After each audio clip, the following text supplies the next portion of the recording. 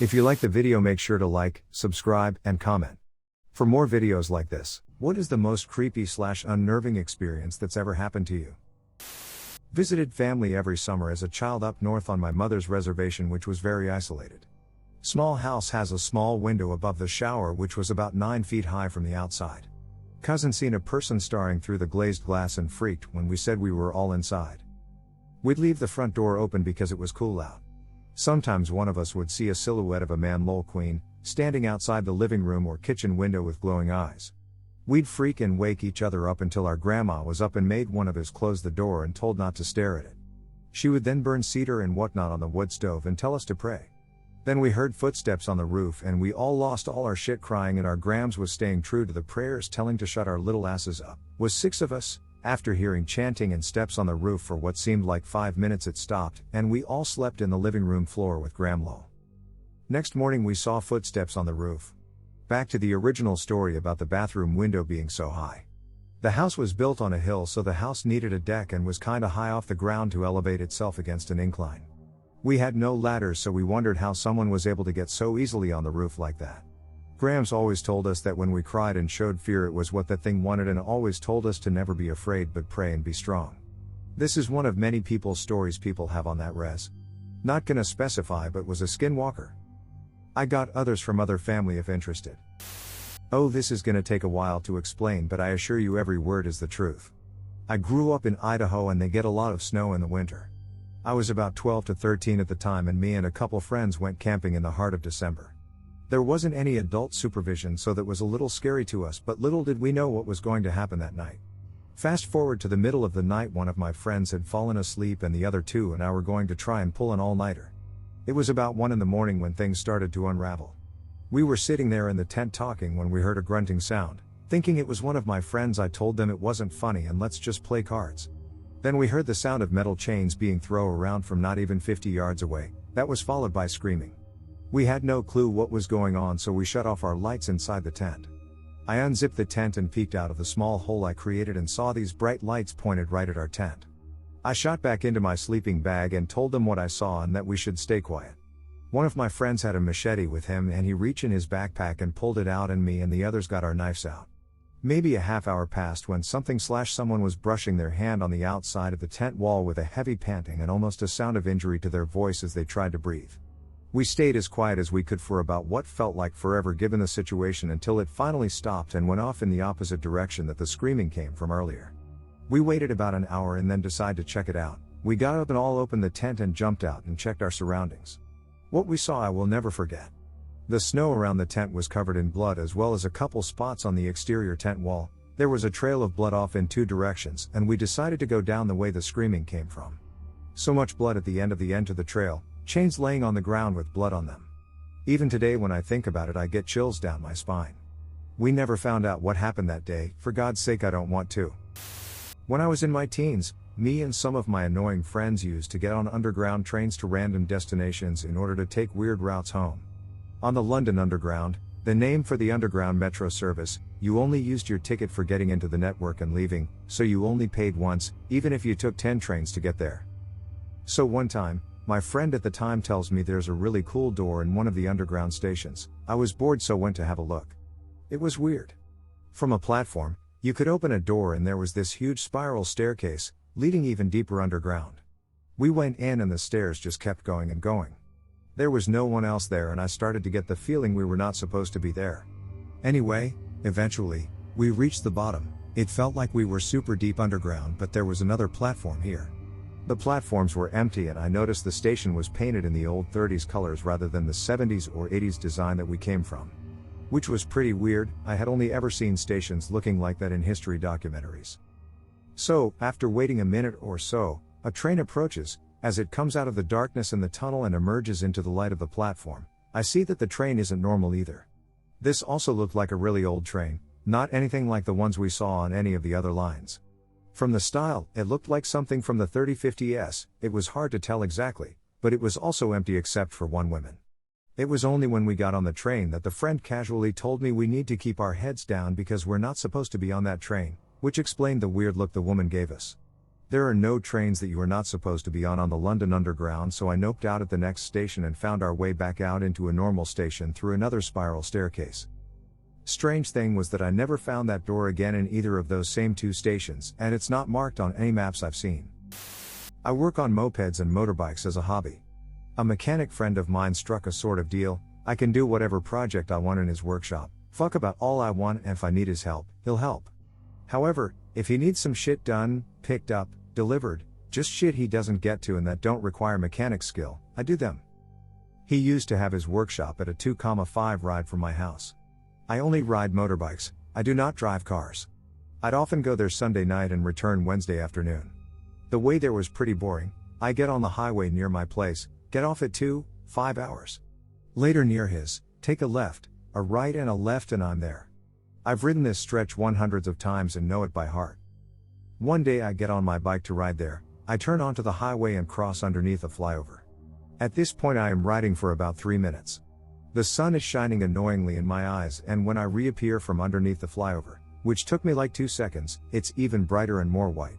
For what seems like a second I am blinded and can see nothing. Then the sun changes position in the sky and I can focus my eyes on the road. I damn near miss the exit near my friend's place, but I make it.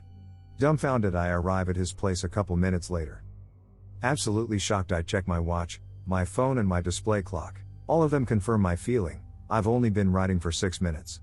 I ask my friend for the time and he gives me the same times. Comments on how white I look and if everything is okay. I tell him what I experienced, he laughs it off and pours me a coffee. Till this day I have no clue what happened. It has never happened again after that. Did I just forgot about 2 hours and 20 minutes of my trip, because it was so mundane to me? While also remembering my departure time wrong? Possibly. I have no proof I left at the time I think I did. Did I pass into another dimension? Personally I don't believe so, but who knows? Maybe I did and I passed into a parallel universe where there's one more of me. Or maybe all of this was just a dream that seemed so damn real that over the years I accepted it as real. When I was younger I'd often experience sleep paralysis. By the time I experienced the one I'm about to tell I kinda got used to them, even though you never get totally used to sleep paralysis. After a long day working in the woods with my dad till late at night, I decided to go to bed as soon as I get home. Not long after I lay up in bed I start to feel a familiar tingling in my arms and seeing something like electricity flash with my eyes closed. That would usually mean I'm about to have a paralysis, and from that moment I couldn't move anymore, so I thought to myself, good thing I turned off the light, since it would be easier to overcome paralysis knowing I will only hear things walking around my room and not see them. After I realized that I can't move anymore I started hearing a strange noise deep in my head. It was like a bunch of bees and flies buzzing inside my ears, and the noise was getting louder and louder. On the verge when I felt like my head is about to blow up I felt a strong punch hitting me in the eye and its force knocking my face to the other side. After waking up from paralysis my eye didn't hurt at all, but I was scared as FK knowing that from now on I could actually feel a touch during the sleep paralysis. I've seen and heard many scary things like disfigured parts of body, weird shaped silhouette, creepy whispers, crawling bugs and so on during the paralysis, but feeling the actual physical touch was whole another thing that disturbed me. I was at a Boy Scout camp, and desired a slushie. I had to walk to the trading post to get it. We had to use the buddy system because of course we did, so I kidnapped my friend, K, to come get a slushie.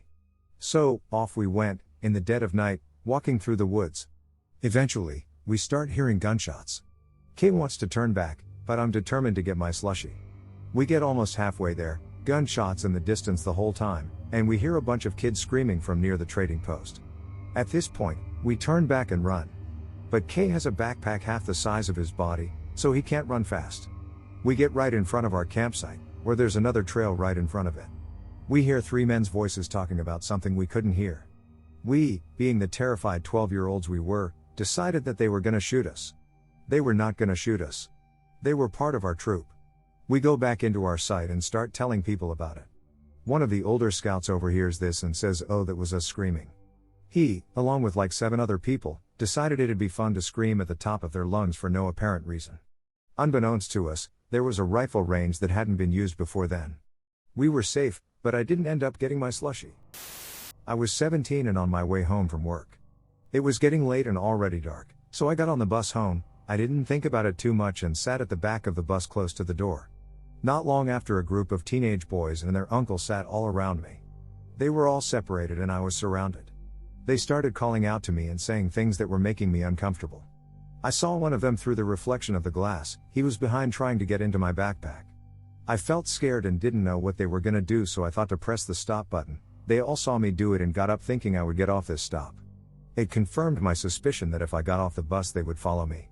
Luckily, their uncle fell for it and got off on the stop and waited for me, but the driver closed the door so he was left there. The bus kept going, and instead of getting off on my usual stop, I got off on the stop right in front of the grocery store. Thankfully, I was able to get away from them there. I'm 20 now, and sometimes I think about that day and get scared at the thought of what could have happened that night. I would like to know someone's explanation or thoughts of this. In southwestern Ohio, I was playing video games till 2 a.m. on the big screen in the living room. I noticed a glare on the screen coming from the French doors that go out to the backyard. When I looked out the door windows, I noticed there was a glowing/moving light from the field behind my house. Our backyard was about 3 acres of open but uphill property. There was a light brush and thicket tree line that led to someone else's property, which was a clearing surrounded by trees. But the clearing was full of mature bushes that were very thick. I tried to drive a four-wheeler through it one time and my brother had to winch me out with his full-size truck, and even with that it was difficult. So I grabbed my coat and shoes and a knife and headed up the hill. When I got there was a tractor clearing the field with a pull-behind brush trimmer, and he was completely done and leaving when I got there at 2 a.m. I couldn't believe that even a tractor could drive through the thick brush. It was weird but made sense that I guess the guy wanted to use the field for something. I tell my mom about it that next morning and she says she was up there earlier and didn't notice a thing. At first I thought maybe I dreamed it, but I walk up there with my mom and see that the whole field is now completely plowed and seeded, free of any brush at all. My mom has been in here garden all morning and says she never heard or saw another tractor. Also, the brush that was there was completely gone, where most farmers would have just pushed it to the side of the field. There was also no rocks on the side of the field, which is common after plowing even some mature fields. Once again weird, but I guess this guy was into nighttime magic farming. So he plants corn in this field, in which I only ever saw him tending to it one time at 2 a.m., but the corn grew perfectly fine. There was never any watering or insecticide equipment around. When fall came, he never harvested his perfectly edible and fruitful corn. But instead he puts up a deer stand in one of the trees that surrounded the field. The field was surrounded by dense forest. The guy would sit up in his deer stand and shoot the deer that were in his field, which was almost normal until we realized he would shoot them, sever the head, but leave everything including the head. Our dogs started bringing home deer legs/feet and heads, and my brother and I had to pick them up and put them in the trash. This guy left that same corn crop for years but continued to shoot deer that ate from it. He decimated the local deer population in our area and never once harvested the meat. Driving home from NYC out to Long Island, driving home I run into a wee bit of a slowdown, and I mean that's just 4 cars, and it's because we are passing a car pulled over by the police. As I have to slow down because of the rubbernecking in front of me, I see what's happening on the side of the road. The car, a big black sedan, not a stretch limo but one of the fancy car service types. The driver is now outside the vehicle talking to one officer. The second officer I see is by the trunk. As I pass, this happens. It pops open and there is a body I see plain and clear, a dead body naked on its side. The second officer goes into what I would call combat mode and pulls his weapon out and points towards the front yelling. The other officer pulls back and draws on the driver. All in the flash of a second I was in holy shit mode, hit the pedal, sped the fuck up, and I swear I do not know if it was headlights or gun flashes I saw, but I did not go and check. Late night driving passing a scene like that, PFFT noped all the way home. Increased respect for the late shift police, the things they have to deal with. Creepiest solo drive ever. The house that we lived in was haunted. The entity/entities never did anything dangerous. My wife, myself and our 2 small children lived in the house for about 10 years. All the activity seemed to be centered around the upstairs bedrooms, bathroom and the landing at the top of the stairs. The activity would come and go. When we first moved in, we would hear conversations going on. You couldn't make out what was being said, but you could hear the voices. This happened quite often. You would hear footsteps going up and down the wooden stairs in the middle of the night. When downstairs, you would hear footsteps from upstairs when there wasn't anybody up there. When giving the kids a bath, you would get the distinct feeling of someone watching you. You would turn around and there wouldn't be anyone there. One morning, I was getting dressed in our bedroom and my wife was getting ready in the bathroom just down the hall. We both came out at the same time and asked each other, "Did you say something?" Neither one of us did, but we both heard something. On another morning, I had just taken a shower and was drying off when I heard someone sigh directly behind me. My back was about 6 inches from a wall. Probably the most unnerving thing was this: we had purchased a new house and were waiting for closing to take place on this house. During this period, I would stop in and check on the house occasionally. During my last visit, I had made my checks in the basement and the first floor when I started to walk up the stairs. There was a window on the landing at the top of the stairs. I had just started up the stairs, when a large dark mass went from left to right from the hallway, blocked out the light coming through the window and went into my old bedroom. It took me a few seconds to process what had just happened, but the hair on the back of my neck stood straight up and I ran up the stairs to chase whatever it was. When I went into the bedroom, there was nothing there. That was the last time I went into the house. Now that my kids are in their teens, they say they remember weird things going on when they were younger, though they never said anything at the time. When I was in middle school, I went to the bathroom during history class, and when I was walking back to class my mind went blank. I didn't remember where my classroom was or what class I had even been in. Mind you, my school was small. I had been going to school there for 2 years, and I was walking down a short corridor that had like 5 doors, and I couldn't remember where my class was or what class I was even in. Eventually, after a few minutes, everything came back to me and I went to class, but it creeped me out. The best way that I can explain it is that I kind of felt like I was a sim going to do something and then the player just canceled the action. If that happens to many people, and I know it seems kind of stupid, but it really unnerved me at the time. It's like my brain glitched out on me. Growing up, I lived in the middle of the woods. No neighbors for about a mile on each side, and we owned 60 acres of forest, then a swamp after that. So basically I lived in the middle of nowhere. One summer when I was about 14, I was out in the middle of the woods playing with my dog. I'm an only child and both of my parents were out of town, when I kept feeling something hit my elbow. I'd go to throw Max's ball and the bump would make me throw it almost straight up. Assuming it was just me bumping it on trees or something, I ignored it. After the 4th or 5th time of it happening, I thought, well, this sucks, I'll just go home. Walking back, I felt uneasy, but I knew I was just freaking myself out because we were alone. About an hour later, Max and I are at home on the couch when the garage door opens and he starts barking. I hop up to go let in my mom or dad, even though they were home really early. I peered through the peephole and saw the door was still shut and no one was in the garage. Quieting Max down, I opened the door slowly and called out for my dad. Nothing. No response at all, so I go out to check the door and it's still locked. Okay. Sure. Weird, but oh well. Max heard it too, so at least I know I'm not crazy. About 20 minutes later, I hear the door open again, and this time Max starts growling like crazy. I quiet him down again and just assume it's the wind or something making noise, even though by this point my heart is racing. I hear footsteps come up the stairs and think, oh geez, Dad really is home this time, and hop up and run to the door. It starts to jiggle, so I run faster to let him in. I peep through the hole, and even though my hand is loosely around the jiggling handle, there's no one on the other side of the door. Terrified, I go hide on the couch with all the lights on. Max is still growling. About an hour after that, I start to feel a little better, even though I'm still terrified. Then I hear the door handle jiggle again.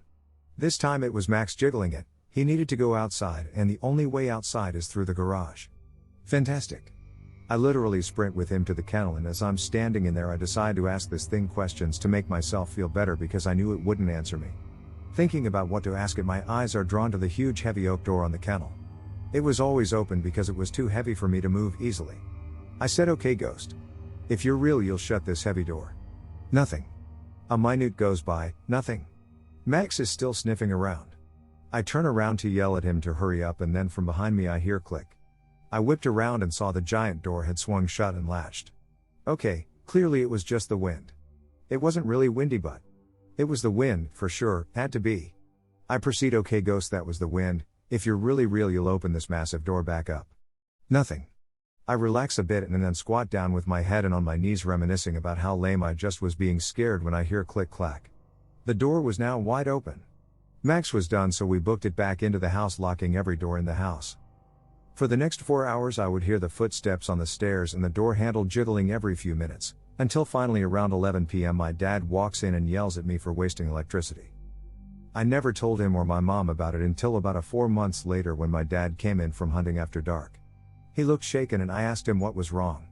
He said he aimed at 2 deer but missed both completely because it felt as if something was hitting his elbow and making him shoot way above the deer. That's when I told him everything. A family friend was trying to groom me when I was in my teens, I want to say 16, but I think younger, long time ago, And I didn't realize what he was doing until I was 18 in university, and he FB messaged me and straight up said he wanted to come to my dorm and sleep with me. He was married with 3 beautiful baby boys, married into family friend. His wife was like an aunt to me, and her dad and my dad are old friends. I was disgusted but didn't tell anyone until years later my sister became of teenage and he started doing the same thing. We are no longer friends with that family for mysterious reasons, so I never confronted them. I hated him. He watched me grow up. We went to his wedding. I play with his kids and he thinks I, in the prime of my life, would wanna fuck him? I'm sad his wife married such a creep. Big F you Thomas, he doesn't deserve his family. After I broke up with a guy I had been dating, I was hanging out with his friends. I didn't know his friend, I'll call him Gavin, liked me a lot. I was hanging out with Gavin and his friends after school. The school was almost completely empty where we were. I was sitting in a chair and he sat in the chair next to me and proceeded to compliment my tits. I don't really mind catcalling, so I just kinda went thanks man. He proceeded to grope my thigh very roughly. As I said, I don't mind catcalling, but when things get physical I start to become uncomfortable. I calmly stood, and began to walk toward the door. He said, "Where you going?" and started chasing after me. His friend followed, also a guy.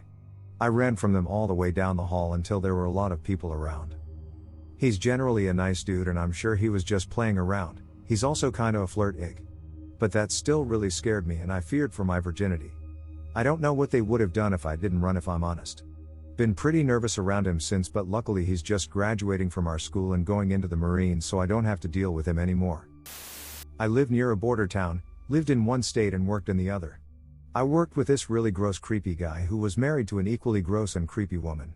One day as I was leaving, she was waiting outside in her car. She hangs her head out the window and asks, "How are you able to get away with your registration being so out of date?"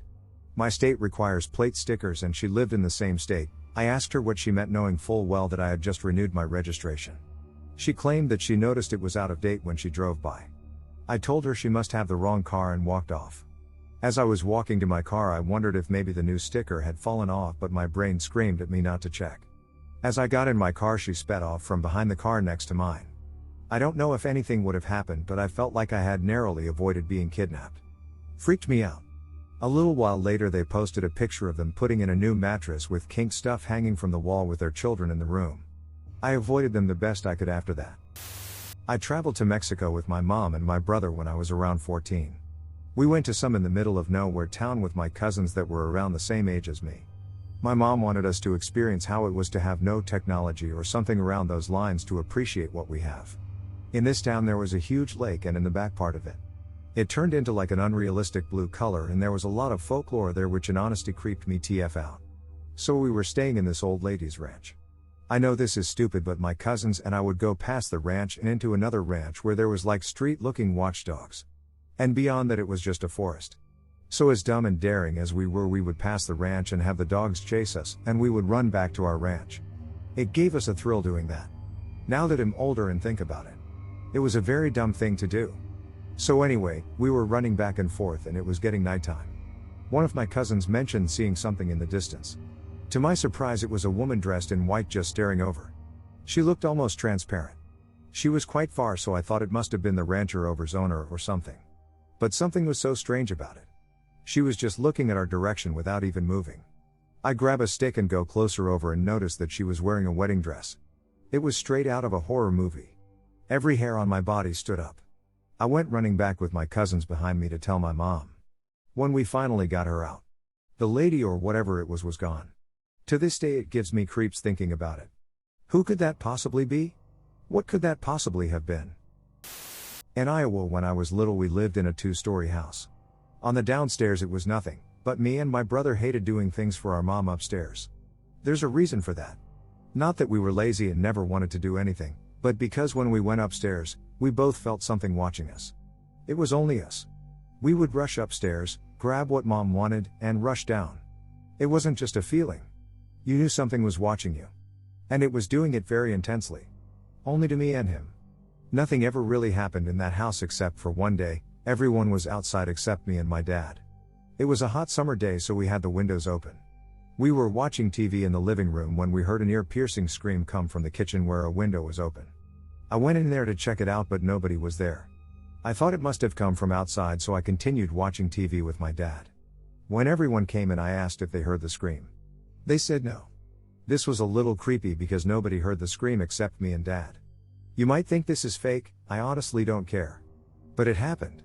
I know, and so does my dad years later. Just one of the creepiest things that has ever happened to me. When I was 13 or 14, my parents went on a cruise and left my brother, who is 3 years older than me, and I alone for 5 days. On one particular night, we got a pizza and finished it, so we put the empty box in the laundry room sink to take it to the garbage the next day. This sink is rather deep, probably 2.5 feet deep I would say. At around 2:30 am, I awoke to a loud bang, and I got my brother and we found the pizza box on the floor in the laundry room. My dad left me a pistol, so I got it and started walking through the house making sure there wasn't someone in there. When I got to the last room of my house, the guest room, I saw there was no one in there.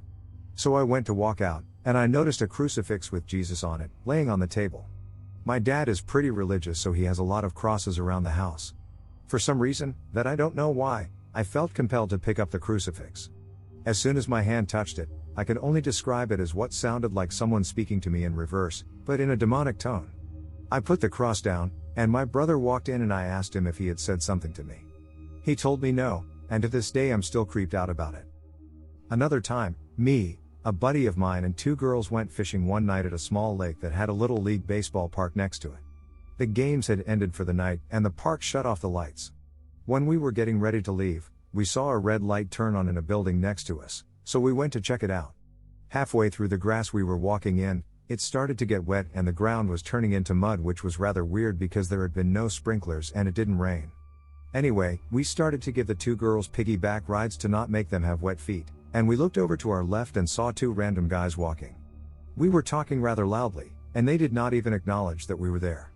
So we started to walk back towards the car, and the 2 men walked into the pitch black park and vanished right before our eyes. We got in the truck and hightailed it out of there. Okay, so for context, I was going with my friend's family to some lake in Canada. I had a pretty nice time there, joking around with my friend and my friend's older brother and just teasing each other in general. Oh, and I also wear glasses. But then came the paddleboard experience. Sigh. This is where the real story starts. So me and my friend went on the paddleboard, and it was pretty uneventful except for the fact that we had a leech the size of my thumbnail on the paddleboard. But then I went on with my friend's older brother. We were in a lake, so the other side of the river was a few ways away, maybe at least the width of a football stadium. My friend's older brother, who I'll call Zach, was in the front paddling. I'd strapped some belt thing onto my leg so that if I fell off I wouldn't float away. We were both sitting instead of standing up. Then Zach decided to get brave and paddle all the way over to the other end of the river. We made it there and were in the process of going back. But then we suddenly flipped over. I don't know what happened, but suddenly I was completely submerged underwater, and for a brief moment I couldn't see the bottom of the river. I couldn't see anything but brown, murky water. I can't describe how terrified I was at the time. We both managed to get back onto the paddleboard, but then it flipped over again and I was submerged once more. This time, only I climbed back on, holding the paddle like it was my lifeline, which it was. Zach refused to get back on the paddleboard, saying that it would only flip again if he got back on. Props to my man Zach, man.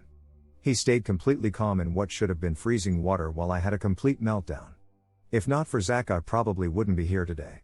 Also, in an insane stroke of luck, my glasses were still on the paddleboard. We'd flipped over twice, my glasses falling off the first time, but somehow like a complete mad lad, my glasses refused to part. I put them back on, and together we got back to the side we'd just been at, and we got back to the side that my friend's worried parents were on, and it sucked because the road back was pretty rocky and our feet were cut and slashed up. But now that I think about it, I think that we were really lucky. And chills run down my spine when I think about what could have happened that day. One thing that comes to mind was a time when I was on a school trip in senior year and there were about 25 of us that drove by bus to Canada for French Club. We stopped at a kind of run-down gas station on the way back and several of us girls went in so we could use the restroom before continuing on the bus. It was several hours until we would get back home to PA. There were a few of us in line for the women's restroom when an older man who was obviously not a worker walked past us in line and went down a hallway that was designated for employees only. We thought that was a little weird, but we were like whatever. A couple minutes later, he came back and walked right past the few of us in line, kinda smiled at us, and then proceeded to open the door to the women's restroom while another girl was in there. Thank God she was already washing her hands. She nervously laughed and quickly walked out and let him in there. The rest of us were pretty freaked out, and all of us who didn't absolutely need the restroom just went back out to the bus. I know that sometimes people honestly mix up which bathroom is which, but the fact that he first went in an employee-designated room and later knowingly walked past a few teenage girls to open the door to a restroom that was obviously in use was really weird. God knows what was going on there. About 20 years ago, I walked out to my backyard about 11:30 p.m. to bring in something I left out there earlier that day. I turned to go back inside when something caught my eye. It was dark outside, so I squinted my eyes in the direction I saw something, and I made out the figure of what looked like to me to be a Native American Indian with long hair just standing there. In about 5 seconds the figure vanished. I didn't know what to think, so I brushed it off from being tired and being ready to go to bed. Well, fast forward 10 years later, at the same house in the same backyard in the same place I saw the figure that night, I was excavating the ground for a swimming pool. I had dug down about 8 inches into the dirt when I noticed something. I started finding pieces of broken pottery in the dirt. These pieces were about 2 to 3 inches long with designs on one side. I called a friend I knew that was an archaeologist and described to him what I had found. After I told him about it and described the location of my backyard to a nearby creek, he told me what I found was pottery shards from the woodland period of Native American Indians from about 1,000 years ago. My yard is at the top of a hill and about 40 feet from a creek. He said that the people at that time probably lived on the spot where my yard is now and drank and fished from the creek. At that instant, I remembered seeing the Native American Indian 10 years ago standing on the very spot that I found the pottery on. I get chills to this day thinking about the man I saw and have always wondered who he was and what it would have been like to live on my property 1,000 years ago. To set the stage, I lived in a rented home with my mother and brother. We had moved in about a month earlier and all of us hadn't really enjoyed the transition from our last house.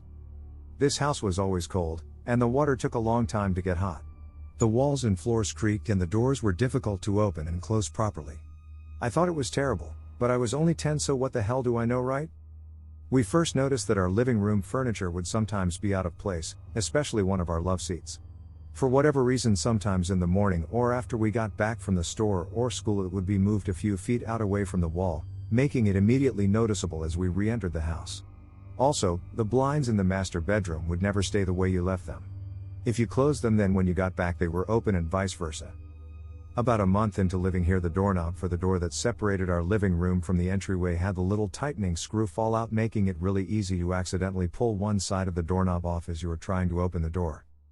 The main event: a few days before, the entryway light bulb went out and needed to be replaced. But as it was about 10 feet in the air, my mother and brother didn't feel like replacing it as they were both pretty busy most of the time.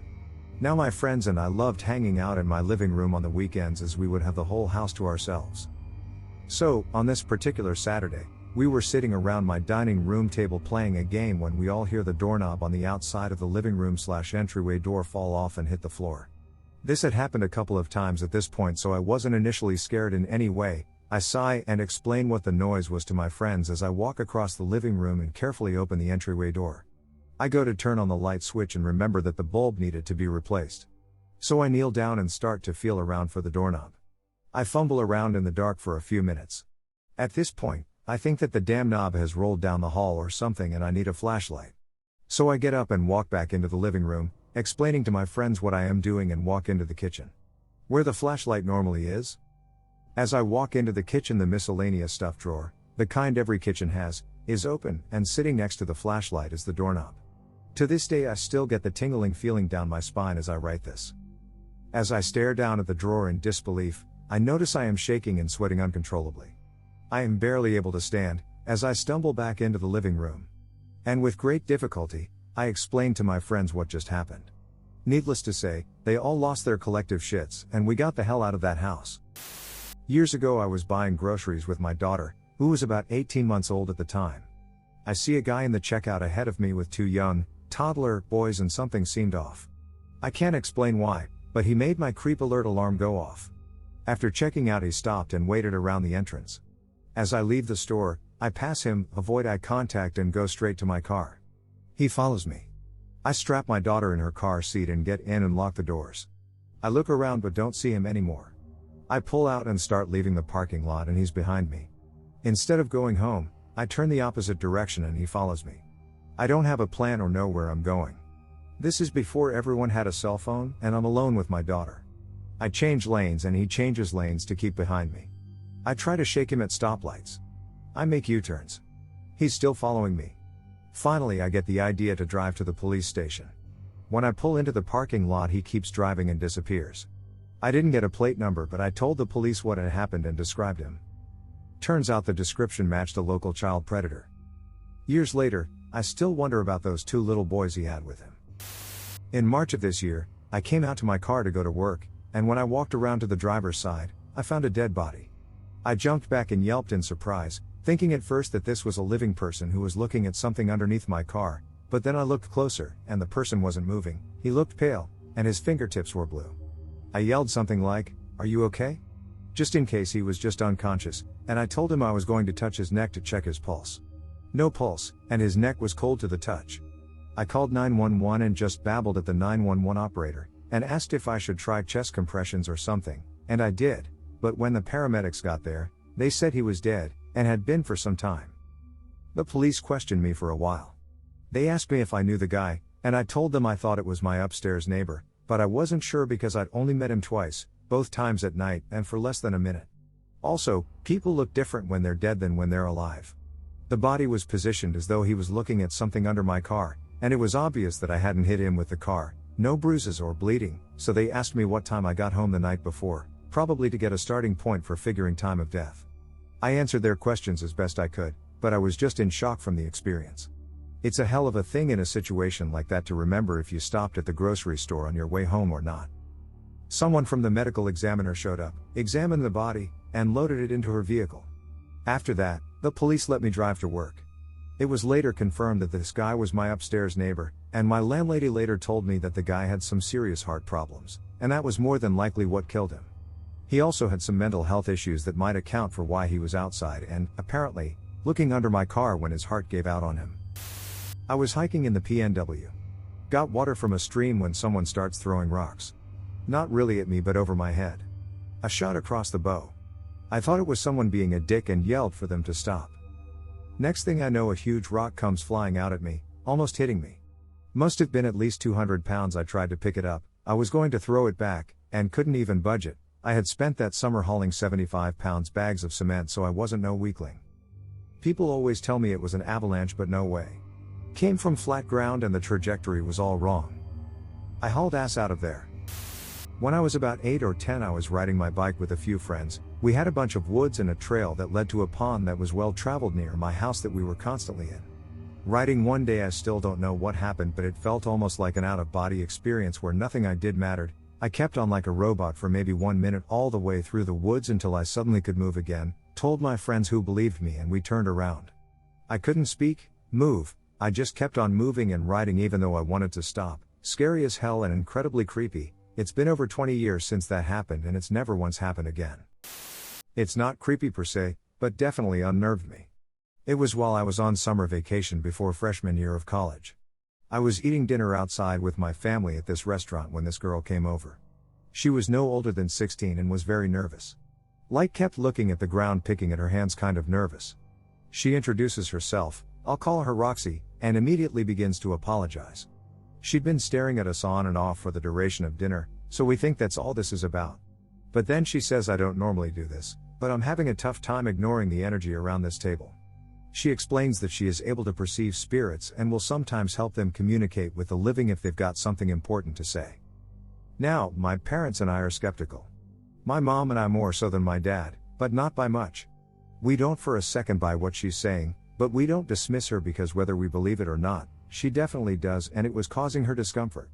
Had she been an adult, we'd have waved her away, but she was a teenage girl who'd been out with friends for a birthday dinner, so we rolled our eyes but let her do her bit.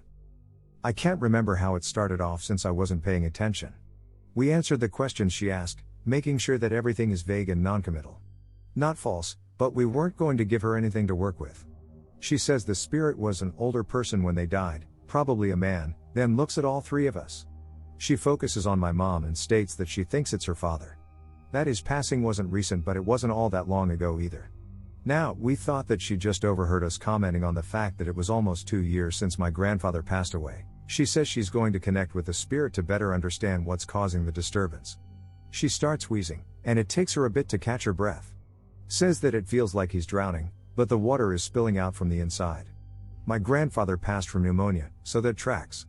We didn't bring that up over dinner, so now we're a bit invested and certainly put off. She continues and asks a few more questions before stopping mid-sentence. After a pause, she turns to my mom and rattles off a string of numbers. She says it's the same date in 2 different years and that it would mean something to my mom. Says that death has a flair for repetition. I'm a bit confused, but my mom is just kind of frozen. My mom reminds me that her brother died on the same day as my grandfather around 20 years before. Which is the date that Roxy just said. Roxy didn't stop there. She says that she feels another presence there, but it won't go near my grandfather because it's angry. Without missing a beat, she turns to me and says, "You wear his name well, it suits you," and that I had a similar energy to the second presence. This also tracks. My grandfather was not the best to my uncle while he was alive, and I am named after my uncle. Now my eyes are about ready to pop out of my skull. She then asks if she can ask me another question, and I can do nothing but nod.